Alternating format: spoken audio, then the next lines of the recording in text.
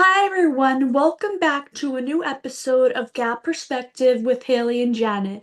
Hi Janet, how are you? Hi, Haley. How are you doing? I'm good. Seems like a while that we haven't done this. Too busy, right? With working for I you. know I'm glad that we could still try to fit this in our schedules and still do this together. Yes, me too. As a matter of fact, speaking of working, I was reading this article by Tessa West in the Wall Street Journal. I thought it would be of interest to maybe this segment. It's called A New Lost Generation: Why Gen Z is Unprepared for the Workplace. And, I don't want you to feel like I'm always picking on Gen Z. Number one, more things are going on with Gen Z than they are going on with us boomers. We're limited on what's going on with us, but unless we make it happen. So everything is with respect to you. Okay. I want you to understand that first. Oh yeah, yeah, I know. Okay. And all you Gen Zers. Um, What they're saying in this article is that young employees, they often don't have the skills they need to navigate organizations. And leaders should first understand the problem and then how to fill the gaps. As we all know, the workplace can be a tricky place to navigate. Everything we do at work, identifying the experts, managing tough feedback from a boss, figuring out how to work in teams made up of different personalities, comes down to our ability to manage relationships. And to do so, we need savvy social skills. And I don't want to read the whole article. I'll just take little pieces out of it. Um, Most employees acquire these skills over time. That's another issue because it's hard for someone to go get a job when you're younger too, because they want experience. And if you don't have it, where are you Right. supposed to get it if they don't give you a chance? So you have to learn from watching how colleagues behave in the office and seeing what happens when they stumble in their own workplace interactions. But the newest workplace generation, Gen Z, is unlike anything we've seen. And this is coming from this article. Through a combination of having fewer real-world relationship experiences, spending their education years in remote environments, and learning to communicate largely through different methods, these 20-somethings have missed opportunities to develop the skills needed to navigate the complex world of work.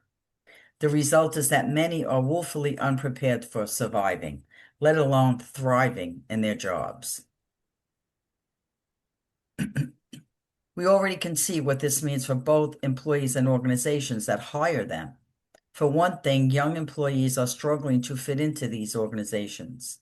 That's why there's a lot of turnover, because new hires who don't assimilate don't last long. And I think part of that problem is, in this article, it says, the perfect storm, which makes sense because the perfect storm is younger generations, millennials, and Gen Zers have grown up in the perfect storm.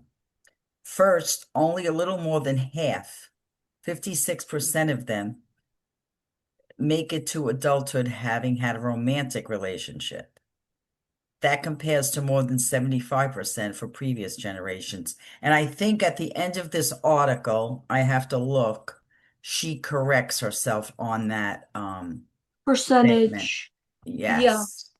She says only a little more than half of Gen Z adults, 56%, make it to adulthood having had a romantic relationship. The previous version, what I just read, incorrectly said that was the percentages that didn't have one. So I Right. want to just clarify that. So it's a different world. Um, I think that because that you have been not in the world, but you have been really communicating online and not in a social setting as much. Um, that's why there's a deficit in communication skills. For example, during a team presentation, your teammates speak over you. And now you're worried your boss doesn't know how much you contributed to the project.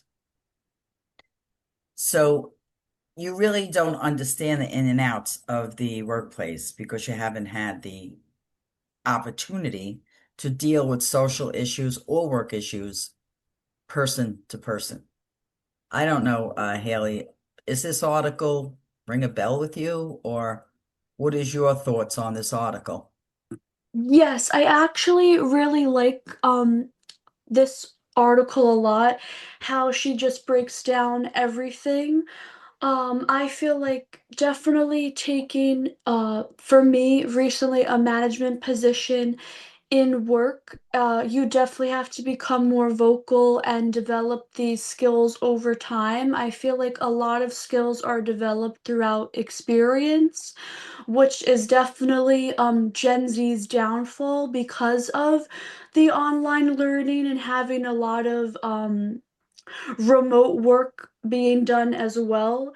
I feel that ever since the pandemic for Gen Z, it's kind of been a pretty hard setback for a lot of the young generation to get back and dip their toes in their interests and hobbies and things like that. I feel that in a way Gen Z is very hard on themselves, but then I feel like there's also a percentage of them that um also wants to chase after their dreams and has the aspirations, but they feel like we're being thrown into a world that also comes with like financial struggles as well for them. Yes. Um, but I feel like definitely the remote education has took an impact on the generation as a whole, and now it has affected their social skills, but they should want to come out of their shell and experience these things as well and not be anxious or afraid. They should want to take the risk and um, have a positive mindset throughout the journey. Well, that's exactly what it says in this article. She says online education has dominated their lives. Hmm. As of 2025, more college students will learn online than in person. Educational environments are workplace adjacent. Within them, we learn how to collaborate with peers and teams, as well as how to network to form study groups and friendships. We also learn how to ask for feedback, like in a meeting with a professor after an exam. And we learn norms like how formal we should be in person versus over email. It's tough to learn these things without being embedded in the environment, sitting in lectures, working with peers in multiple settings. When school boils down to video calls and breakout rooms, this form of social learning gets lost. And finally, younger generations, Gen Z specifically, have learned to communicate in a digital world, sending texts, instant messages instead of interacting in person. This makes them anxious when interactions are unplanned and spontaneous, when they have to participate in high stakes meetings and react to unexpected feedback and demands from the boss. So I would imagine that's a little scary. If you're typing everything every day, you're really not seeing anybody. You don't see the look on their face. You don't get the vibe from them, how the meeting's going or anything like that. So you're just really looking at a screen, but you don't see any type of emotion involved in it or get any kind of feedback. So I think that it's much better to be in person. That's me, but that's how I learned everything. You know, my generation, we didn't have this. You went to your job and you learned. Um, but now this deficit in communication skills shows up in all sorts of ways, subtle and big. Yeah. You know, and the article even states that Take, for example, an all too familiar situation. I think I said this before. During a team presentation, your teammates speak over you, and now you're worried your boss doesn't know how much you contributed to the project. So now that does happen in the corporate world and the outside world. Hmm. First, though, you need to be willing to resolve it in person and get others to do so. But you have social anxiety about face-to-face conflict, which leads to avoidance. So, Haley, let me ask you this. So, if that leads to avoidance, what do you think will happen with that situation if you avoid it completely? It'll just keep happening. I feel Right. like you have to address it as soon as you see that it's happening so it won't continue. Bingo. You're right. You're absolutely right. And also, it says you need to have observed your team members enough to have an accurate understanding of who to approach, the whole team, one person whom you can trust, or the boss. If you go straight to the boss, you might violate a team norm and turn everyone against you.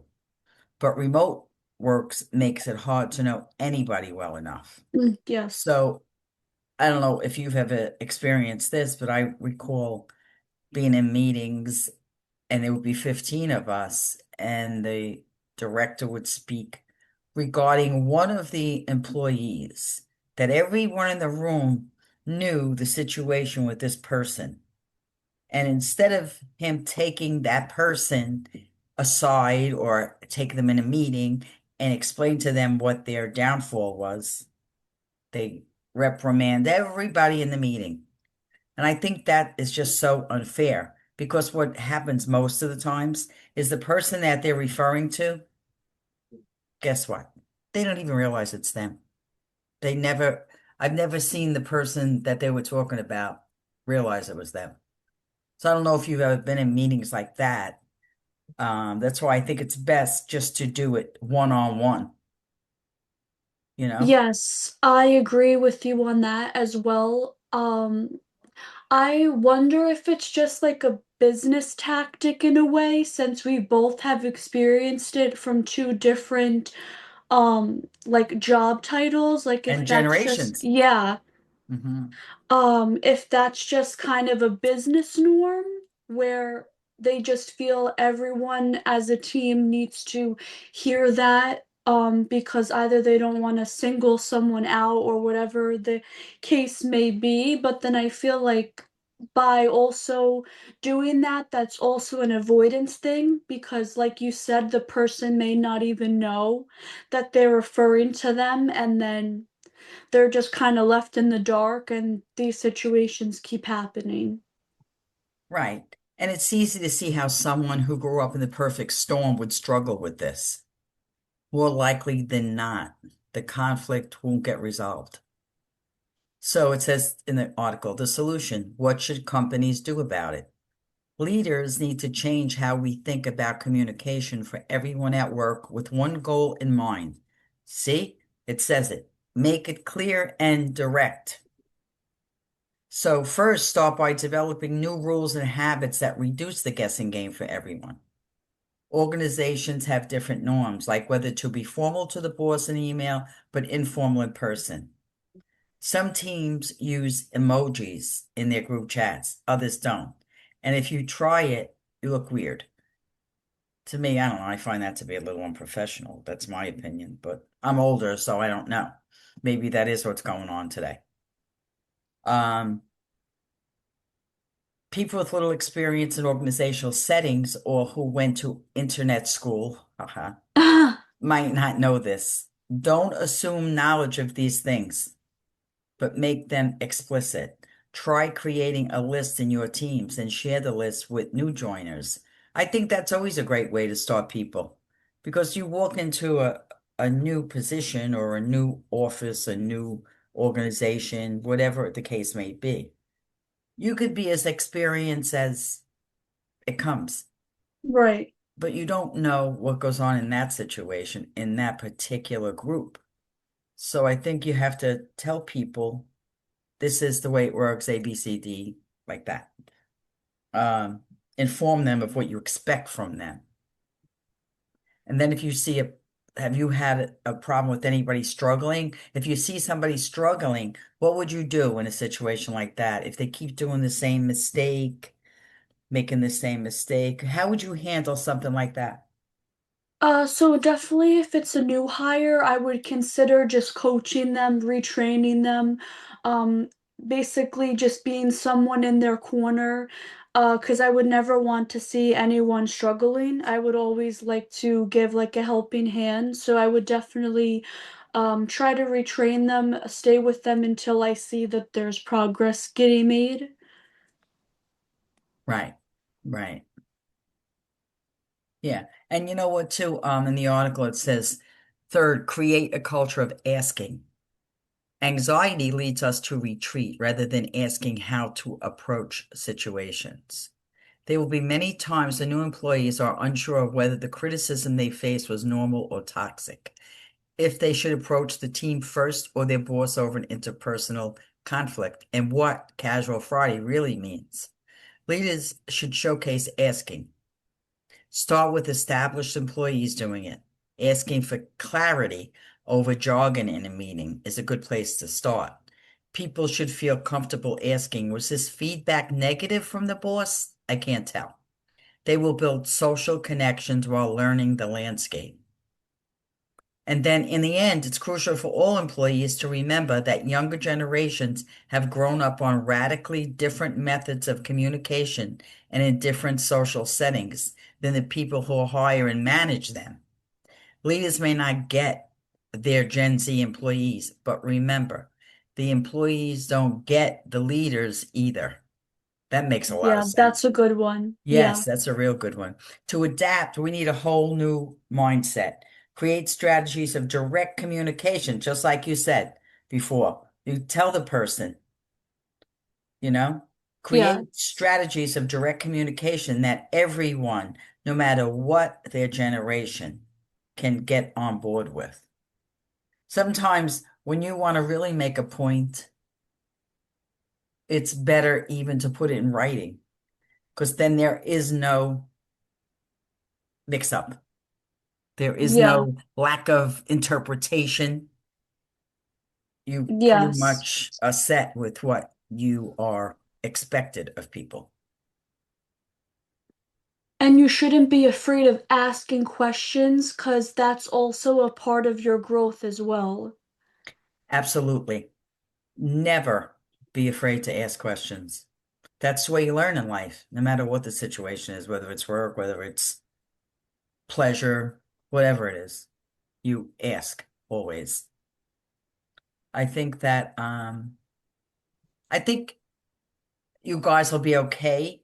You're just gonna have a little longer path because of the digital world and the Yes. internet world. And now it's just people navigating past that now because we're kind of getting out of that era, like that phase that we were in, where a lot of people got a sense of comfortability in, and we're starting to accept that as our new norm. And now where things are going back to how they used to be, where like if it's companies reopening or companies rebuilding for a lot more like jobs out there, but I know the job search for Gen Z and the younger generations can be difficult also going through the internet. There's a lot of scams and there's not a lot of real applications online as well, which makes it harder because I think that people end Caught up you. not want I caught you. I'll and then explain that when we're done. yeah. Um I think that people then kind of get iffy submitting their applications online because you don't want any of your information getting thrown into other unnecessary or scam like things as well. Uh, but I feel like the job world now uh has an impact with also artificial intelligence, AI, where a lot of jobs are being taken from uh human beings, I guess, because when you see that Yes. in articles, that's what they refer us as. So, And yeah. how as a Gen Zer, do you think going forward with all of this I mean, what will be left for humans to do? Will they just get paid for Yeah. doing nothing? I mean, I don't understand. Will they be programming the AI, the robots? I mean, in Jersey City, I think you've seen it. They have the little robots that deliver food. Yeah. Oh my God, I was amazed. I was like, what is that little thing rolling around on the street? Yeah. They go, oh, that brings lunch. It's Uber Eats or something. But it's a little, looks like a box. Anybody that's listening, they could look it up. Called Jersey City Lunch Robots. Uber Eats Robots, I think they're called. And they stop at Yeah. the red light. They have like eyelid, like eyes. Yeah, They they have a whole face. have a whole face. I know. Yeah. It's creepy. I don't know. Because that's just the beginning. Then we're going to have them standing up looking like people pretty soon. And that's going to be even worse. Yeah. And then before you Let's know hope it, people not. will be dating them. So, um, you're correct, though. I don't know. I don't know what the future holds with this stuff. Where is room for the humans, as you say? Where is room for them? What would they be doing? Unless there's Exactly. certain things like, I don't know, doctors. I I know th I just read something about Elon Musk said that there'll be no doctors, that they'll be done by robots operations and things. Although they use robotic now, but the doctor's there. I don't know if the doctor's going to be there or it's just a robot. A little creepy, yeah. But so I want to go back to something that let me just explain to the viewers. So yesterday we did this show, but it wasn't being recorded for some technical glitch. Yeah. But during the show, Haley always has a habit, and I don't mean this again with disrespect. I just think it's kind of funny now because you corrected Yeah. yourself. Mm-hmm. I feel like this is the way I feel. I said, Haley, this is the generation. It's always I feel. You think with your emotions and not with your brain, you know? So today I think it's funny. That's why I want to share with you. I'm glad though, Haley. So you caught yourself. I'm being more aware of Yes, that I'm yes, saying it. yes, yes. So that was our little joke. And when I Yeah. said before to her, I got you. I saw you. I got you. Yeah. But you were good today. You were very good. Yeah. Yeah. But I hope that today, this article, um, is help to some maybe parents, grandparents, Gen Zers, whoever it may help. I found it to be interesting, and so did Haley. And we want to thank Tessa West for the article in the Wall Street Journal. It was an excellent article. And please make some more articles like that. And the baby boomers too, so I have something to talk about. And Haley Thank could talk to me. I don't want to feel like we're always picking on the Gen Zers. Because Haley, that's not the case. No, yeah. I like all these different topics that we do, and like for our listeners as well, if there's a topic that you would like us to discuss, even if it's around the job market, because our most listened to episode is our episode about navigating the job market. Interesting. So maybe that's a needed thing out there, you Yeah. know, needed information out there. Hmm, good. Okay, well, I hope that everyone enjoyed this episode today. And Haley, it's always a great pleasure. I love you. You're my niece.